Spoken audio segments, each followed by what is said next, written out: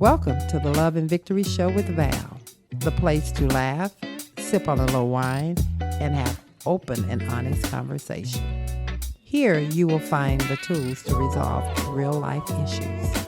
Unwind, pour up a glass, and get ready to exhale. And we are live. I am so excited here. I am sitting here with Mike, and we're going to discuss today pulling back the curtain and exposing vulnerability. This is our second conversation, Mike. Before we get going, I want you to tell the people a little bit about yourself and why did we decide to have a part two, part three of this conversation? Well, thank you for having me again. And so last time I got to be here, we talked about my story of identifying as straight and Mm-hmm. waking up one day vomiting blood and Mm-hmm. falling in love with my male caretaker. And through that process, navigating kind of everything I knew about sexuality, reimagining it. And when I blogged about it, how it went viral and 100,000 people shared it overnight. There were, NPR, Huffington Post, Yahoo News. They all wanted to talk to me, and it was overwhelming and crippling, Mm-hmm. quite frankly. Mm-hmm. Mm-hmm. To have millions of people talking about my sex life and asking me questions that I didn't even know the answer to. And so I had a crash course in vulnerability with that, and it's something that we've been together for 10 years now, but it's something that continues to unfold for us. I think one of the things that I can only imagine not being in the same space that you were in, but just going from actually being a private person till Yeah. now, everybody wanted to have a piece of you before Yes. you were ready to share it. I think the conversation turned for me and got even more intriguing is how did that transformation happen?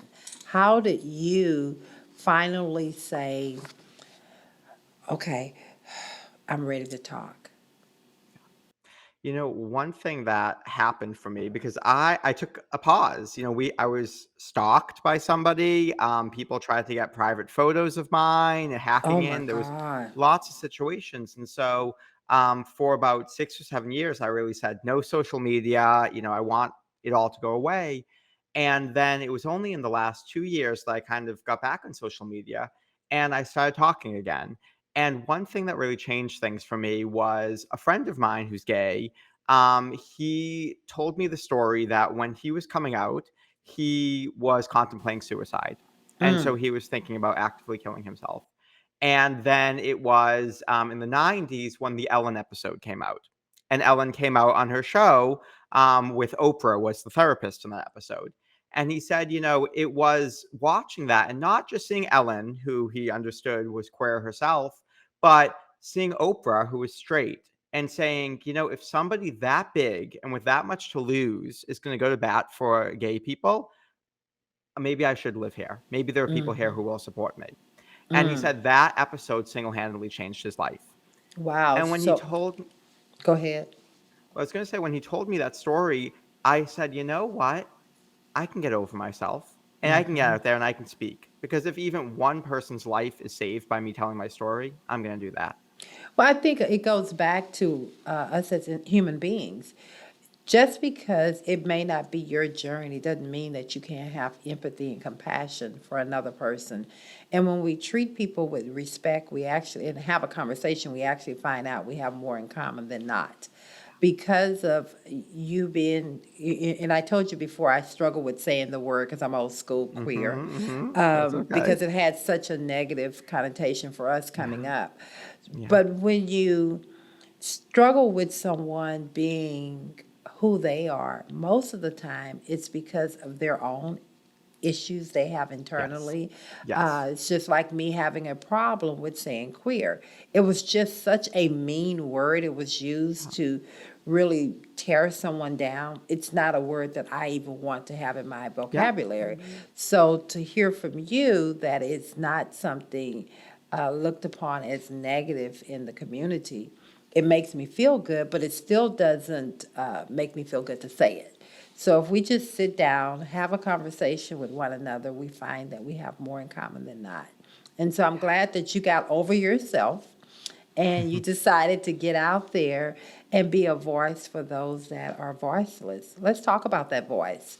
And that day when the light came on and you decided, I'm going for it. Yeah, so it kind of happened concurrently with a friend of mine was working in public relations. I used to work in public relations, and she got laid off during COVID. And she said, Mike, I'm trying to help, become a freelancer and help entrepreneurs. Can I pitch you to some podcasts? Because I think you have a great voice. I want to get it out there. It's time. And so I said, okay. And it wasn't just about my story, my relationship. It was other things too. And I said, I'm ready. And I had this conversation with a friend and I said, I want to help kind of change people's lives. And I got on these podcasts. And what I realized was this was 8 years after that article came out.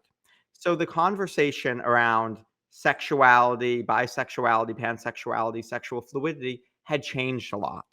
And now all of the sudden people weren't asking, they weren't making it all about me. They were allowing me to be part of a greater conversation. And it felt like, and also I didn't have anything to defend anymore. I'd been in this Right. relationship for a long time. I was married. I knew who I was. And that really changed it for me because what I realized is if people like me or hate me or whatever, that's great because that's about them. And I'm here to just share my truth and help whoever can be helped by me. And that's honestly what it is. When someone has a problem with someone that they don't know, that have done them anything, it's really about them. It's not about Yeah. you. And the more energy you spend on that and them, you're taking away from your greater journey that God has for you, your purpose. So I agree. I'm just going to kind of take this. I have a couple of questions that they really wanted me to get to, and Yes, I didn't please. get to it.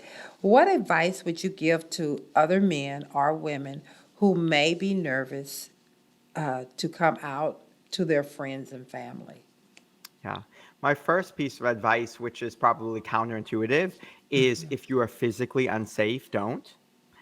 Keep yourself in a physically safe place. We have many parts of the world or many situations that if your safety is in jeopardy in any way, try to get yourself to a safer place before So you when can. when you say when you're not safe, are you speaking from a mental? Are you speaking from a geographical?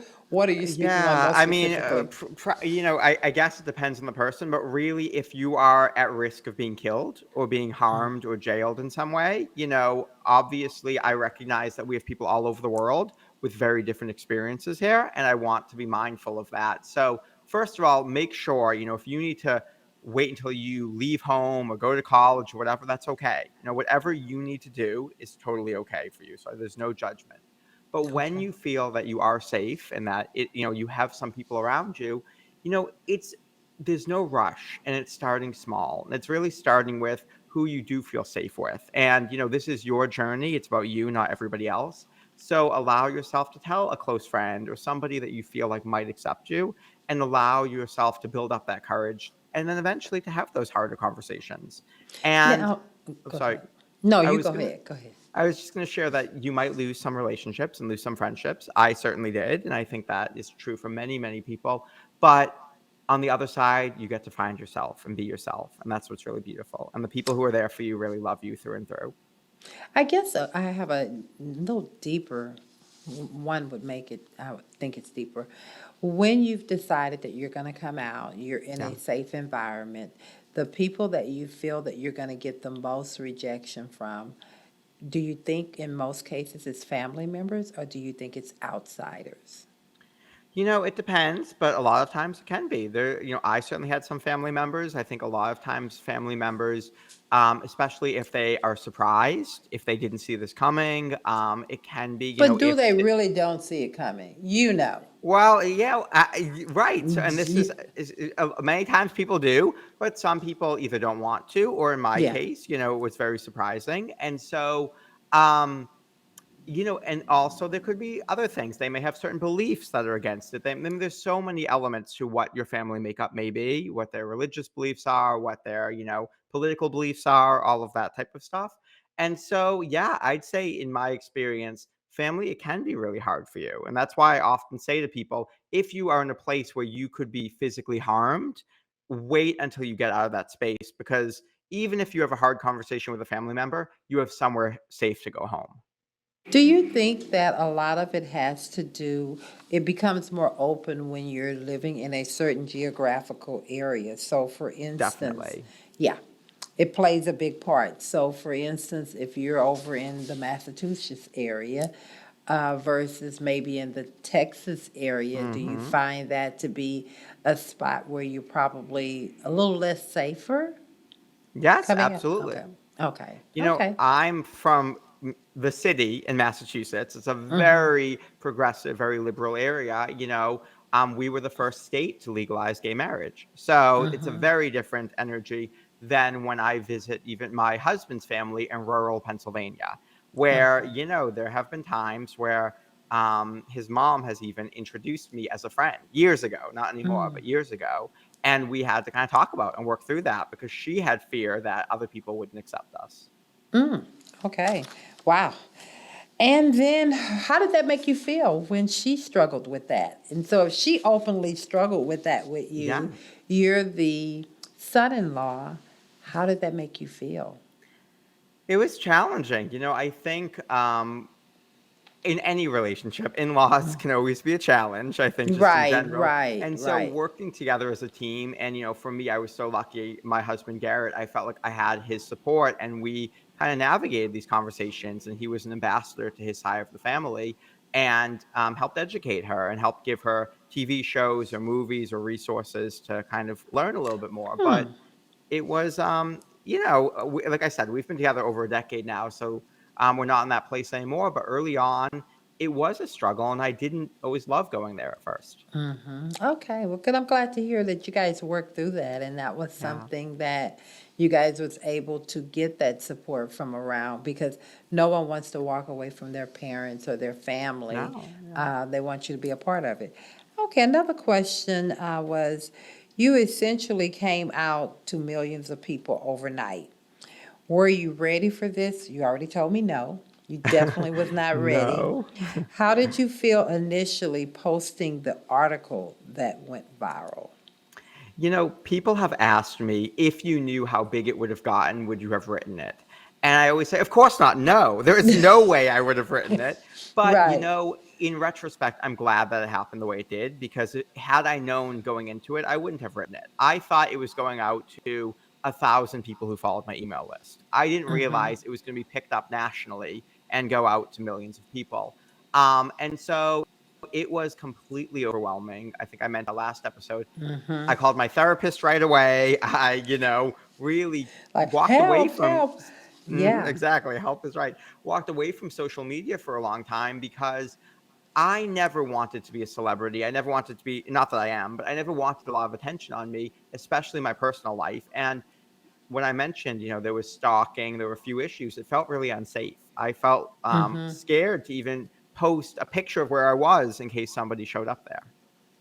Okay. One of the things, as my team was doing their research, they brought, and it's so funny you say that you've never wanted attention, but they brought out some pictures, and that definitely, the person that you are today, I'm sure was not the person that you were before this article, but I can definitely see that you are definitely comfortable in your skin, and you're okay with being who you are and sharing who you are with the people.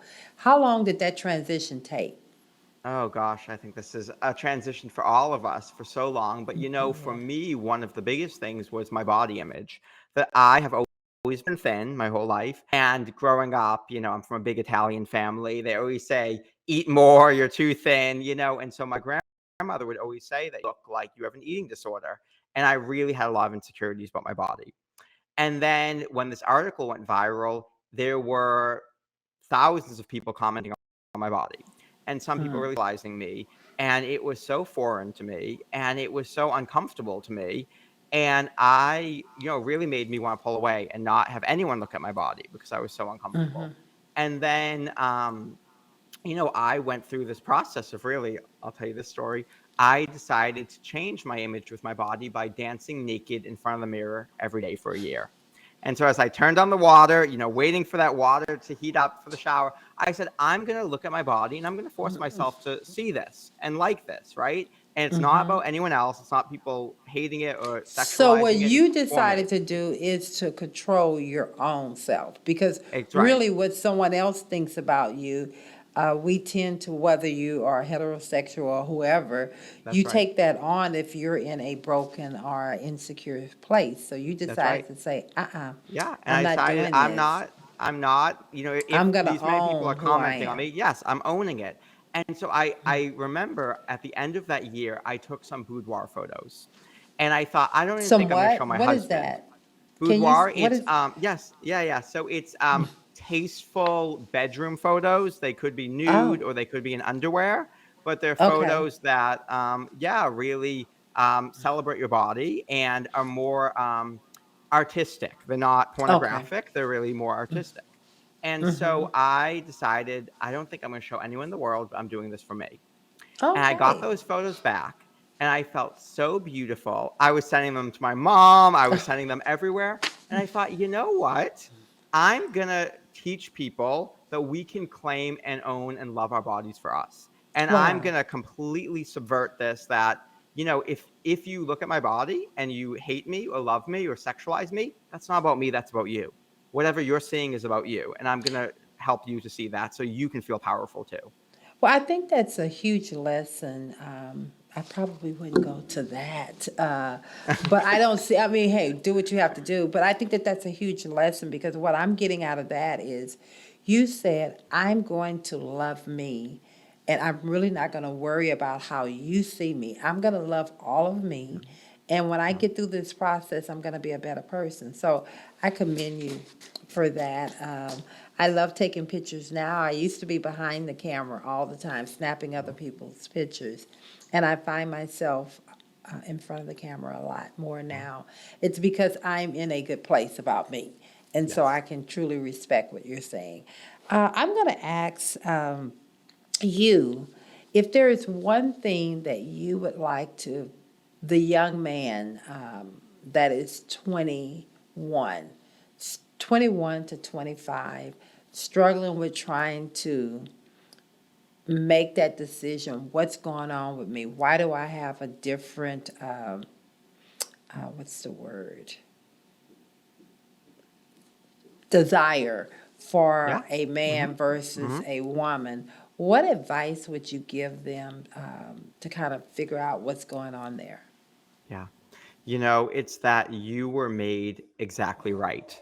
Everything about you, everything you could be is exactly right. I know that's a hard journey for many of us because sometimes we can feel broken or wrong or that something's Mm-hmm. wrong with us and that we Mm-hmm. weren't, but you know, God, the universe, whatever word you want to use, doesn't make mistakes. You were God right. makes no. You are right exactly as you are. And we can actually prove it. And so much of my work, what I'm interested in, is noticing what you're sensitive to. So if you're a person who is sensitive to connection, you're going to be a person who's going to feel left out really easily. You're also Mm. going to be a great connector and be really good at connecting with people. Sexuality that feels close and intimate and eye contact is going to feel good for you. We see that across the board. Every desire you have can be explained through your sensitivities because you are right. And so, my biggest message to anyone out there, even if you think I'm screwed up, nobody will ever understand me, I promised I've worked with hundreds of people on this. Everyone else is feeling the same thing you are, and you are right, and you're going to see it one day. I think that I appreciate your honesty on that, because I do think that it's not for us to tell a person when it's time to go step out there. That's Yeah. something they have to do. But I do think that telling a person that you are a beautiful person, you are a good person, and it's okay to be you, I think is perfect. But I also think that we have to start a conversation as individuals, whether you're straight or you're not, Hmm. having a conversation with someone that is different, Yeah. that you deem is different. It's like me being afraid to have a conversation with you, Mike. I think you're an amazing young man. I think that you are very well spoken, and I think you have a broad perspective on the gay life. And so I think not to have a conversation with you would be ignorant on my part because I'm left uninformed. And so I think because of our generation, and I want to especially say from the African American community, and I know it happens over in Hispanic and everyone else, but I'm going to say especially from the African American community, we have such strong beliefs about gay, being gay. Um, it's not like it wasn't in our community, it just didn't talk about it, or we act like Hmm. we didn't Hmm. know Uncle Bubba or whoever was gay. I think what we can do better, and I think what I would like to see better on the other side, is not just putting it in the face.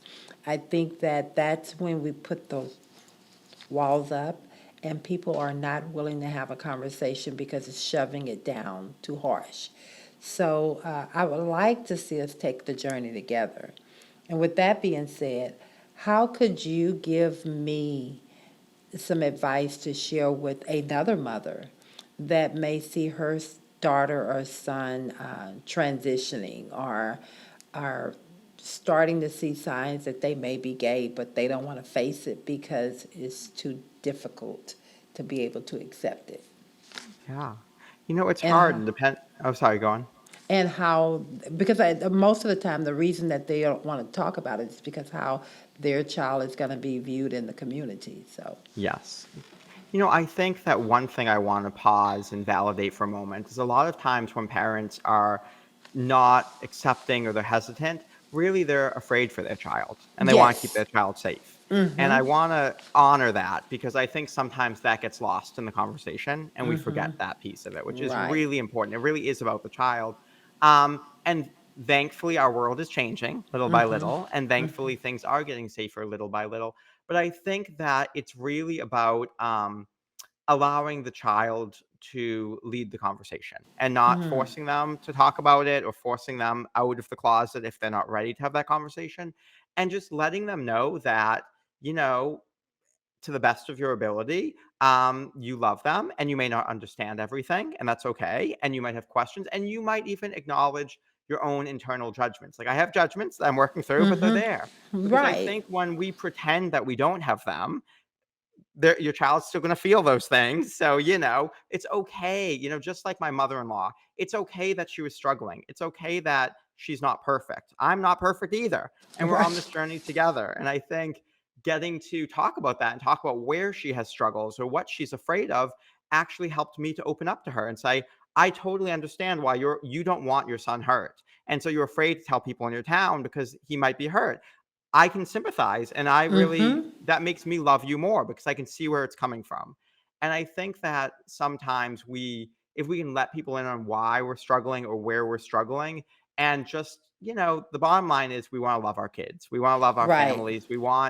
And just showing that I love you. I don't understand it. I'm going to work on it because that's my stuff, but I love you can be such a powerful message. I think that's a great place to start and end, and it starts with love. And I think in this conversation, what we've been able to do in this short, quick podcast, podcasts you can't stay on forever, but I No. think this is definitely a conversation we have to continue to have because it's opening up, I think, lines of communication, whether someone wants to be mad about what we're putting out there or they want to be happy, they're happy about it, but at least we're having a conversation, and I want to continue to have this conversation. So, Mike, I want to thank you.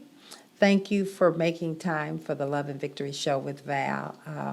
Abigail is going to reach out to you again because I think the conversation is very easy.